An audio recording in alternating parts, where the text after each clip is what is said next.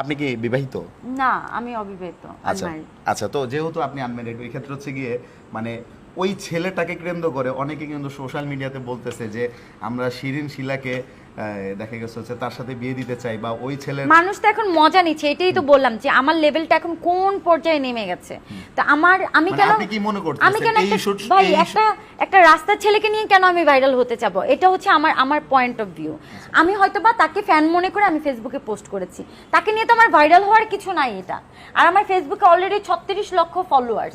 আমি প্রায় 15টার মতো ছবি করেছি। আমার জীবনে প্রথম ছবি সাকিব খানের সাথে, আমার হিটম্যান গান মিলিয়ন ভিউ।